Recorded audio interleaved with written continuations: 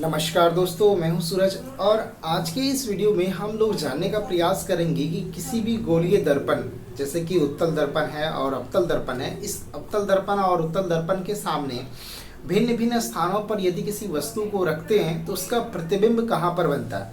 एक क्वेश्चंस के माध्यम से मैं आपको समझाने का प्रयास करता हूँ। जैसे एक प्रश्न है कि अवतल दर्पण में वस्तु की किस स्थिति में काल्पनिक और बड़ा प्रतिबिंब बनता है। तो एक ऐसी स्थिति बताना है जिसमें कि वस्तु का काल्पनिक प्रतिबिंब बने और कैसा प्रतिबिंब बने, बड़ा प्रतिबिंब बने। तो देखिएगा, अवतल दर्पण जो होते हैं वो 6 स्थितियों में, मूलतः 6 स्थितियों में जो है वो प्रतिबिंब का निर्माण करते हैं, जिसमें कि अलग अलग जगह पर वो प्रधान अक्ष के अलग अलग जगह पर जो वस्तुएं रखी जाती है वह प्रतिबिंब अलग अलग जगहों पर बनाता है। ठीक है, तो इसमें क्वेश्चंस आपसे पूछा गया है कि आप एक ऐसी स्थिति बताएं जहां पर कि वस्तु को रखेंगे तो उसके जो प्रतिबिंब बनेंगे वो काल्पनिक बनेंगे और वस्तु से बड़ा बनेगा। ऐसा कौन सा स्थिति है जिसमें कि जो प्रतिबिंब हैं वो क्या होंगे, बड़े होंगे और काल्पनिक होंगे। तो अवतल दर्पण में जब वस्तु को कहाँ रखा जाता है तो ये याद रखेंगे कि अवतल दर्पण का स्ट्रक्चर इस प्रकार से है।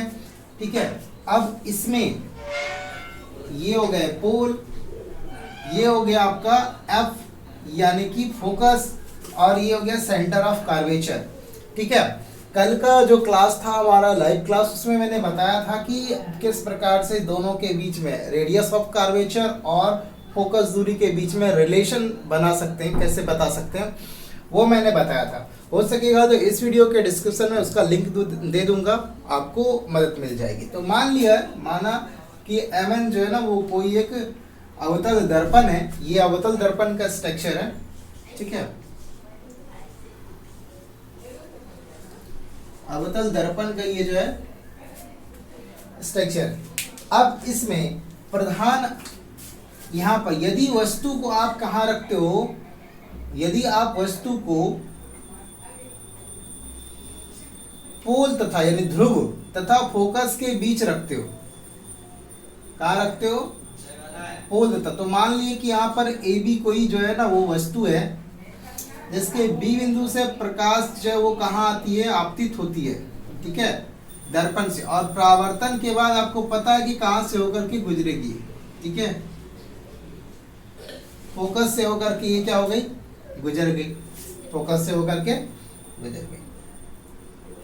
अब देखेंगे कि यहां से इस बिंदु से ही एक किरण को और क्या करते हैं, गुजारते हैं। ठीक है, गुजारा गया और इससे टकरा करके पुनः जो है वो वापस लौट जाती है इसी से होते हुए, इस तरह से।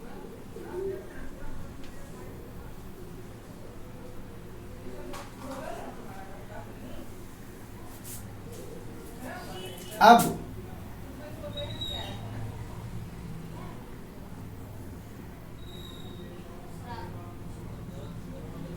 एक बार जाता भी है और एक बार क्या हो जाता है, रिटर्निंग आ ही जाता है। वैसे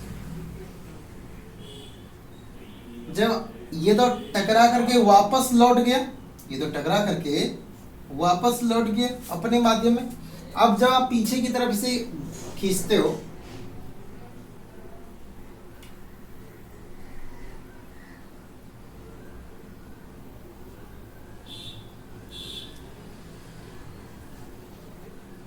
तो जहां पर कटता हुआ मालूम पड़ता है, जहां पर कटता हुआ मालूम पड़ता है वहीं पर क्या हो रहा है, फिगर ड्रॉ हो रहा है। ये भी काल्पनिक ही मानिए इस साइड में, ये